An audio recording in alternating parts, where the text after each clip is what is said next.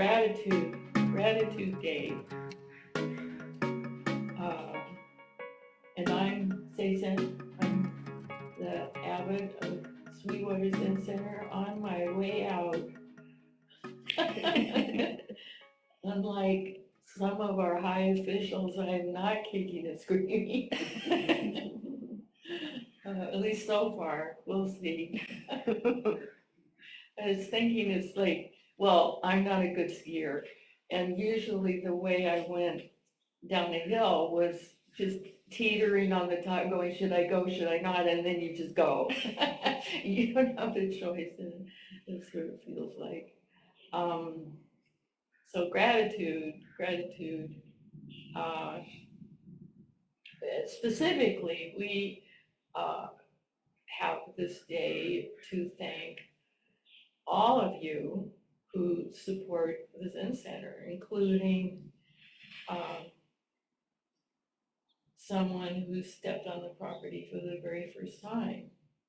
That's support of whatever the Zen Center is, however um, you see it. Um, Meditation, service in terms of chanting service, and service in terms of supporting others. Um, so this is the day we particularly talk about the gratitude for each of us, for the Zen Center, for the practice, gratitude to our ancestors. Um, so I thought I would talk about gratitude, and I kind of looked it up in Tricycle, but I they don't see me on Tricycle anymore. I lost my email, and wherever I do, I'm only allowed to have my old email. But I got a couple of insights into gratitude. Um,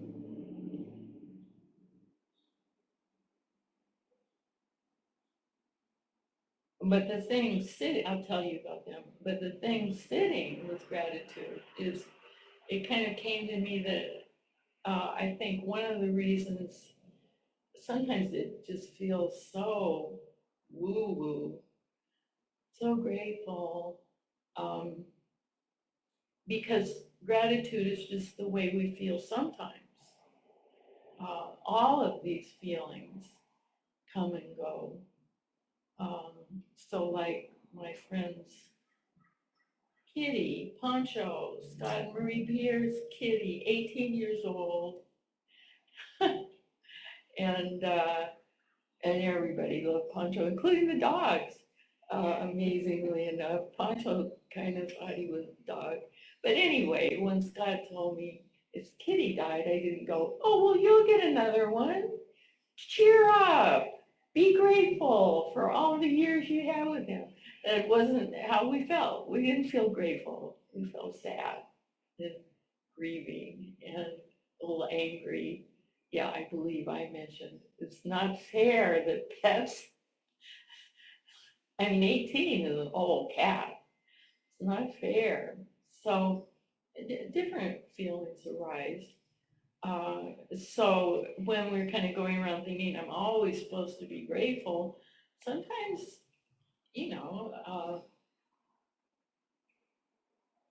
I don't think we should be grateful for war, for hunger, or there's there's many things I'm not grateful for. Um, and how the tricycle, a little bit, I could read in Tricycle, we've been talking about gratitude. One thing they said is it's an antidote, it's medicine for envy and disappointment, which is kind of what the Buddha said. Why we suffer, life is suffering. One thing, we start off uh, with this is tough, this karmic life, um, being in this body and trying to survive. It's tough. And the reason it's hard, Buddha said, is because we don't get what we want. and we get what we don't want.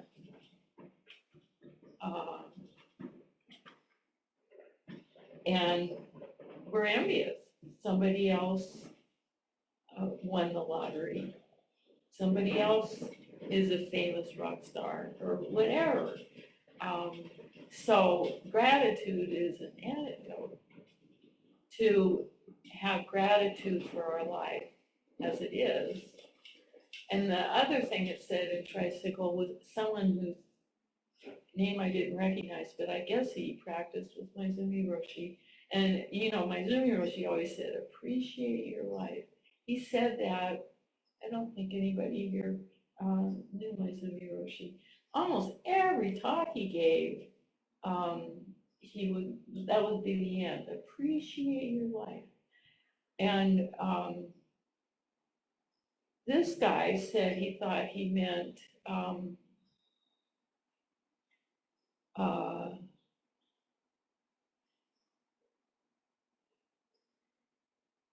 appreciate where you are, appreciate your life as it is. And he mentioned someone else who now, someone else's name has disappeared. But he mentioned someone else who said, we should appreciate our karmic life. And that's kind of addressing disappointment and envy. This is what I got. Like, I always think of that song about cards. Know when to hold them, know when to fold them. We all have a different karma, a different karmic life, and we can just get miserable looking over someone else. My teachers always told me that. Don't look at his paper. What is your answer? Who are you? And I think it's of course good. Of course it's good to appreciate ourselves as we are and to be honest about that. Be honest about who we are, which is really hard. Well, it's hard for me because I'm desperate for love. So I will create whatever you want. To really be honest about who we are and appreciate them. But that's not exactly how I see that phrase, appreciate your life. I kind of more see it as take care of your life. Realizing that from the Buddhist standpoint, it's the human form is the best, not because humans are so terrific, but because it's the perfect form to wake up. To wake up to what? As I am whole, perfect, complete. My true self, which is not dependent on what I have or don't have, or grasping, or any of that. So, like, according to the early, I think maybe the Buddha said that, like animals pretty much just live in the now. Now I'm addicted to bears. Do not look up the bear cams. I warn you. But there's a little bear now who tried to pat a porcupine or something, or maybe tried to eat a porcupine, and he's got his little hand up with all the stickers in it. But he's just going about his business with his little porcupine hand. And they said, well, they'll come out. Oh yeah, that's how he learns. You don't pet porcupines.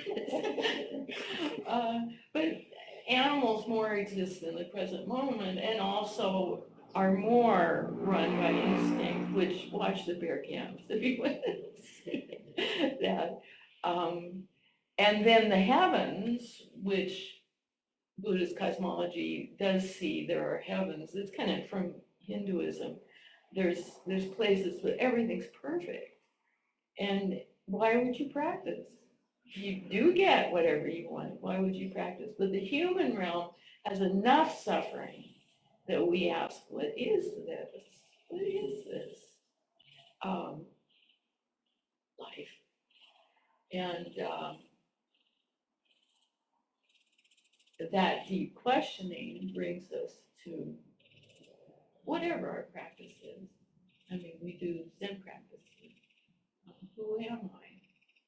And so anyway, gratitude, uh, for me, gratitude's come very late to me. I knew I should be grateful. I mean, it's obvious. And just for the food and that's why we say grace, to express gratitude for the food and even vegan.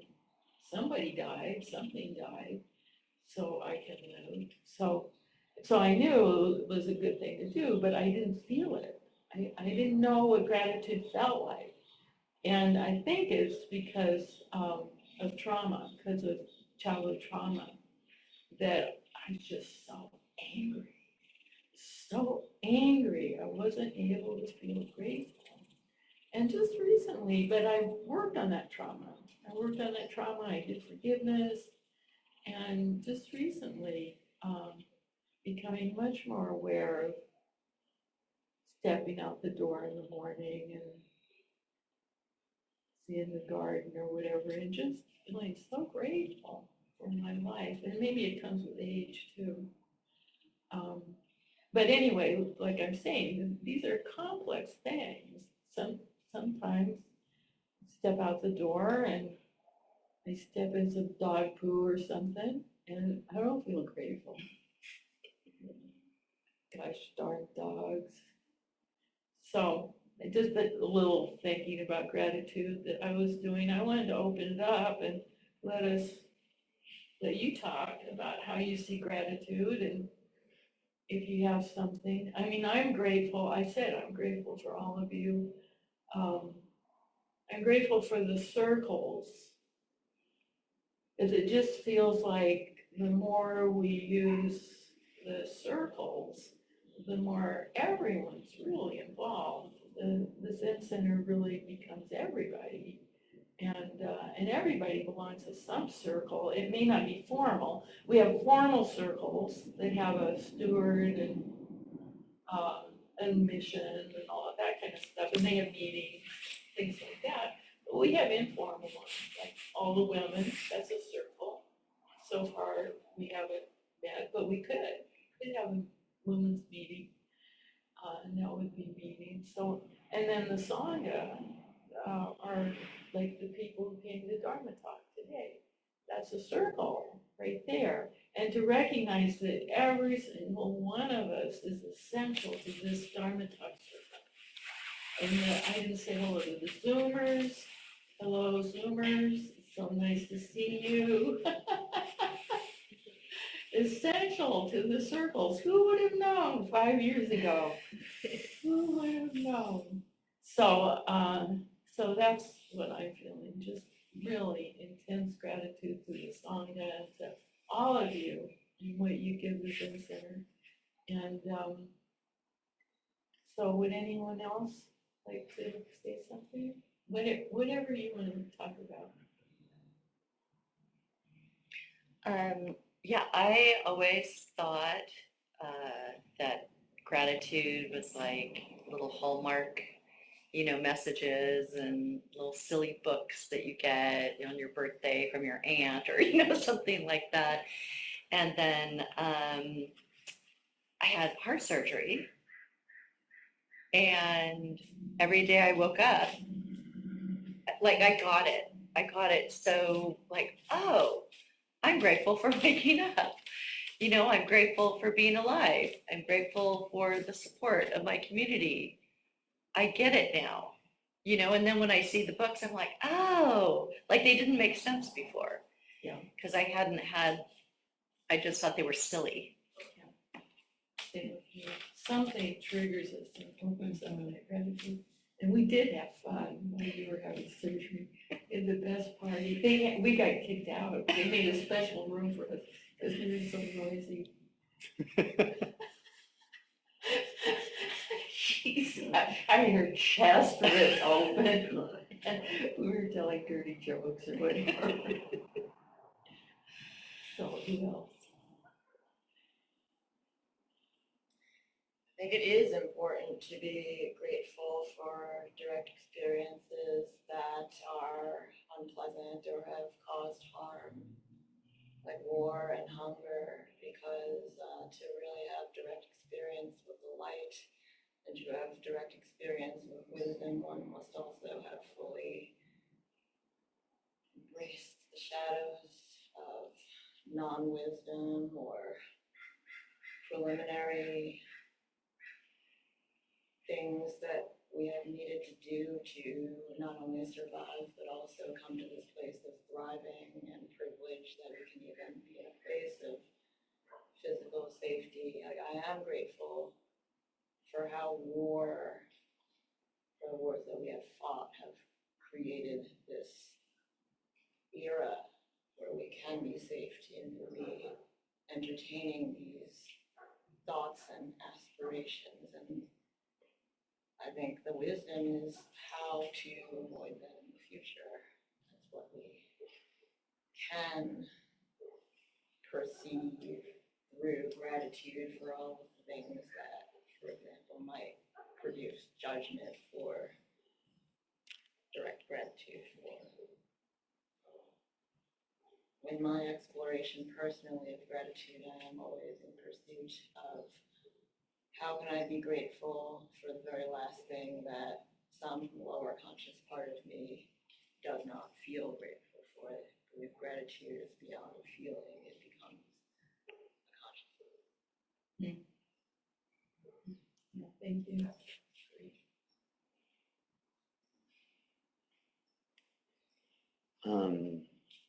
One of my big experiences with gratitude is working with like little egocentric 5 and 6 year olds and encouraging them to be grateful. And so like, but like sometimes when you explain it to them in a way that's a bit more, I don't know if it's like transactional or what, but like you're like, do you like your grandma's cooking? Yes. Tell her thank you and you can get more of that. Oh, how do I say that in Spanish? How do I say, like they're like, oh, that's the point. Did you like the toys you got for your birthday? Yes. Would you like a piece of paper and a marker to be able to write thank you? Sure, help me write it, that sort of thing. And a couple years of working with kids through that sort of thing, I started to notice I'm like, oh yeah, well, like I might not be like welling up with gratitude that my tire still has air pressure in it, but like I'm like, thanks car, put some air in it, or like I don't know. Sometimes I don't know if it's fake it till you make it, but like act grateful, and that can be worth a lot. Yeah, fake it till you make it, I think that's how I work. That's how I see practice. Yeah. I mean, because otherwise, I don't want to think what I do. Yeah. But yeah, I know I'm supposed to do this, so I do it. And then after a while, it's, oh, that worked out well. Yeah. That really